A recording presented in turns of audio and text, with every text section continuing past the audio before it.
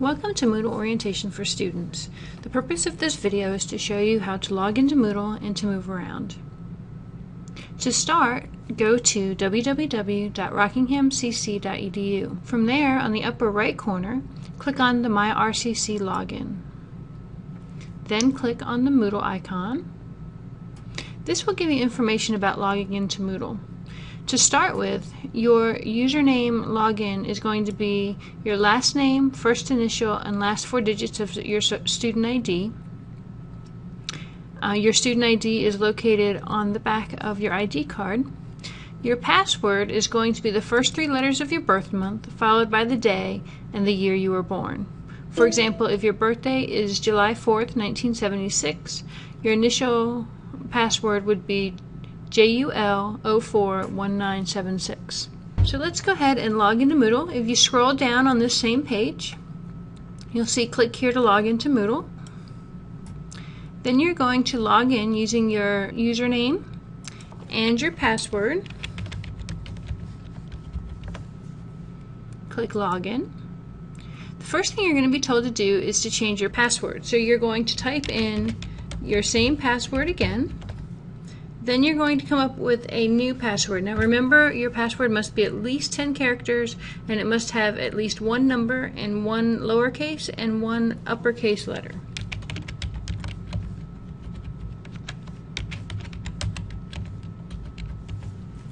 And save your changes. Password has been changed and continue. First thing you'll see is your profile to come up. And it will show you the country you're in, the city and town you're in, what courses you're enrolled in, the first time you accessed it, and the last time you accessed it. It'll also show a picture of you if you've put one in. So what we'll do to start with is you want to click on Edit Profile, and you can change your student information, particularly the town you are in, if you choose to. Put in a description about yourself. The information that you put in your description will be able to be seen by other members of your classes. Then you can add a picture, a description of the picture. Please keep in mind when you choose your picture that all of the students as well as the faculty can see your picture, so choose one that's appropriate. Then we're going to update the profile. And so here's my profile now with my city and town added and with my picture put in there. So let's go back to the main page, and this is what you will usually see when you log into Moodle initially. The top middle you'll see My Courses, and it will list whatever courses you are enrolled in. And every Moodle course is going to look a little bit different depending on how the instructor sets it up, but I'm going to show you some of the common features. In the first section you have the topic outline, and this could be done by date, so it might look a little bit different. And you'll have your first forum, which is going to look like a little picture of a person. And that forum will either be called announcements or it might be called news forum. Again, it depends on your instructor. And if you click on that, you'll see any news and announcements that your instructor posts for you. Perhaps a welcome message, classes canceled, a due date, any kind of announcements like that would be put in here. Then again, depending on your classes, you might see other information here. Click on the links to see what the instructor has provided for you. When you get into the weeks, hopefully your week has a topic and a general description of what you're going to do. It may be as descriptive as this, giving your coursework, what you need to do in your textbook, and what your assignments are, when things are due. It's all going to, again, depend on your instructor. Now, whenever you see the little icon with two squares, that is going to be a page that will come up for you to read. It's a web page. It may have pictures, it may just be text. It's going to depend, again, what the instructor needs to do for that. When you see a little clipboard, that denotes something that you must do and submit. That's an assignment. So if we click on the Academic Integrity Policy, we can read the instructions. Whenever you see a link, it's a link to a file. So we're going to click on this Straight Talk on Plagiarism, open that file up.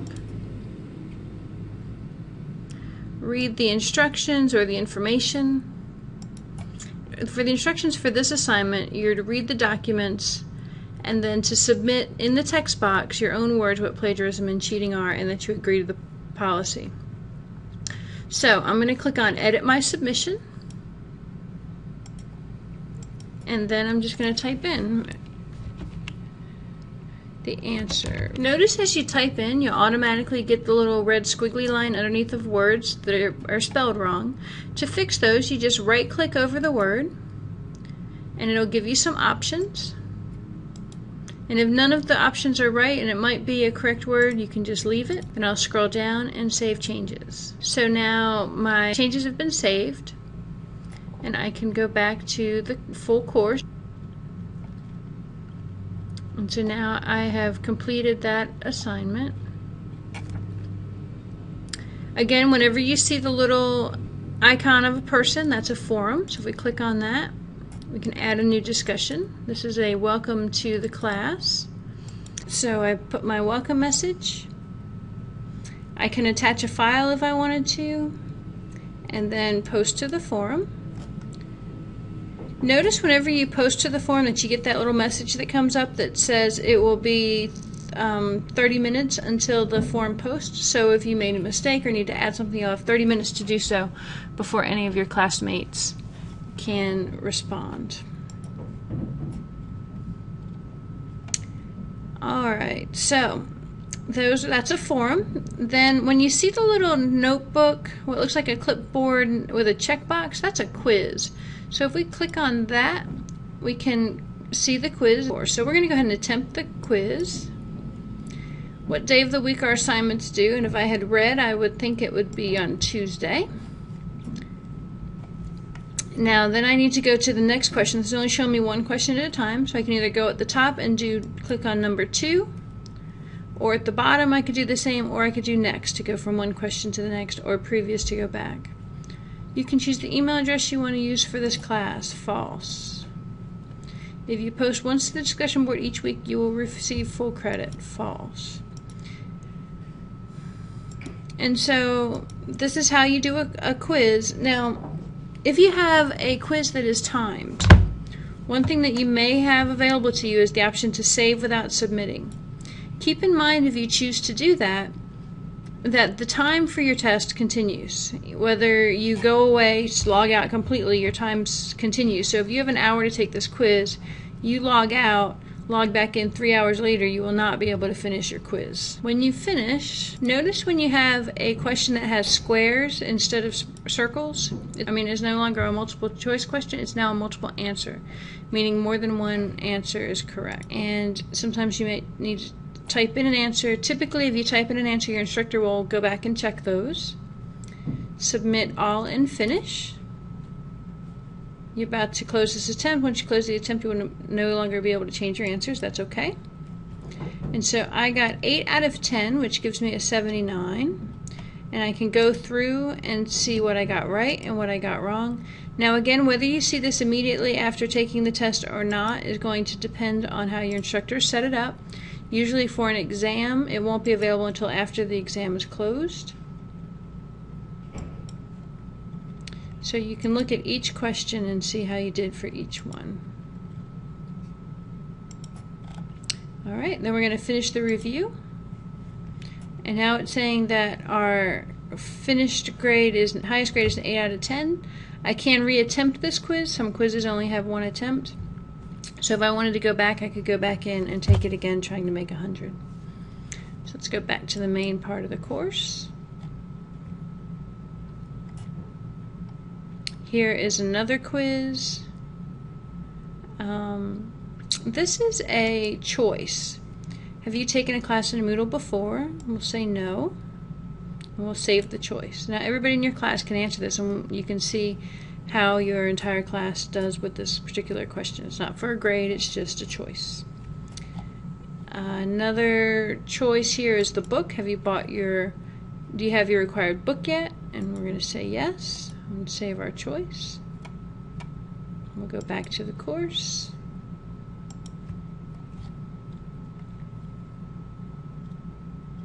Now, one thing that may get a little hard for you if the instructor has everything open like this course is trying to get from your week to week without having to scroll. To the top right of any week, you'll see a little minus sign, a little square with a minus sign. And what that'll do is make it so that you only see that particular topic. So here I'm only seeing topic 1. And so I could keep it with only one topic at a time. And then I can go to week 2, week 3, whichever week, and have it pop right over into that week for me. So if it's easier for you to view it that way, that's a great way to view whatever week you're working on. Now, over on the left-hand side,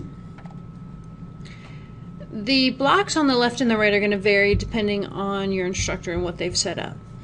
The blocks I'm going to show you are available in all of the classes, so you should see them regardless. The first block we're going to talk about is the people block. And if you click on that, and you'll see participants, and then you'll see all the people in the class. And so if you wanted to, you could select a person, which I'm selecting myself, and then you can send a message. So if I wanted to send a message, let's say to the instructor, which is also me, I can do with selected users, add send a message.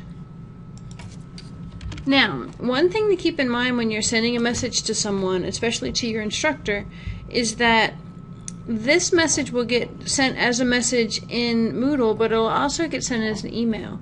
So make sure that you reference the course that you're in, because your instructor most likely is teaching 4 or 5 different courses at least and has hundreds of students to keep up with.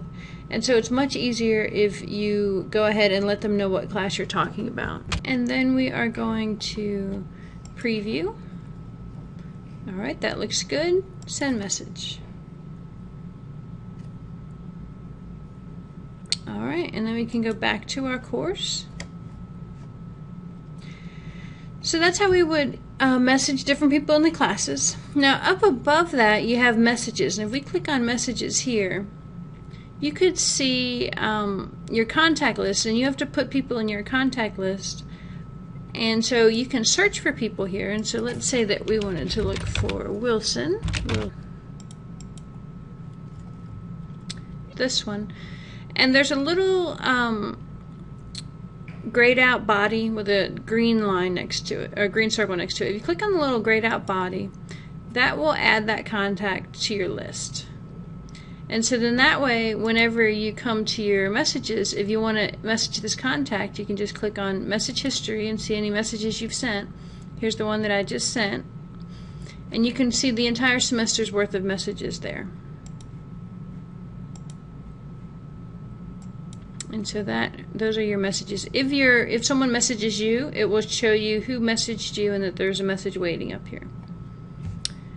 Alright. Now, if we scroll down, we'll see activities, and this is a shortcut way to get to activities that are within the weeks that are available to you. So if I needed to see what my midterm assignment was, for example, and I wasn't sure which week to look in, I could click on assignments, and then I could scroll down midterm project, and then I could read the instructions for that.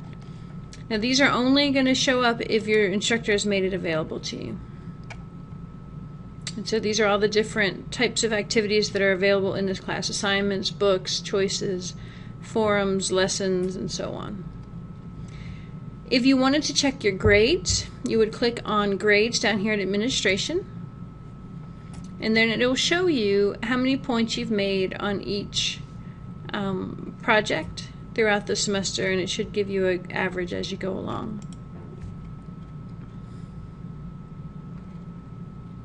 You can also go in here and change your profile like we did at the beginning, and all of your courses will be listed at the bottom. Now over on the right hand side you have your calendar, and you can add items to the calendar by clicking on the month and then a new event. Figure out the date. We're going to say 24th of December. And we're going to do duration until, I'm going to say the 3rd of January.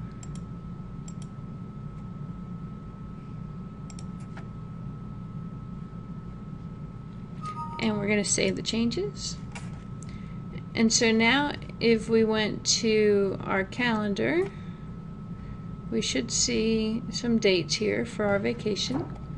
So if we go back to the main part of the calendar, or main part of the class, and we scrolled over to January or December, Notice as I go through here, there's dates that are coming up. These are due dates that the instructor has set up for me.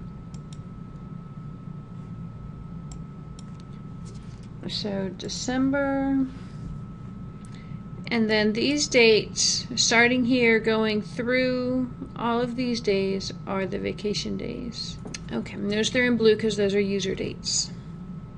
Then any new news is listed here. This particular course has section links, so if I didn't want to go down here to jump from one week to another, I could use this area to do the same thing.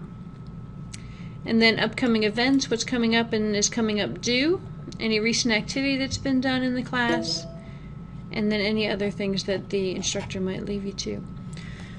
Make sure if you're using a public computer that when you have finished, you log out. That way somebody else can't get into your class and see your grades and your other information. I know this has been a long video, but that should get you a good feel for how to work around in Moodle. If you have any questions, feel free to call the Distance Learning Department at 342-4261 extension 2995. Thank you.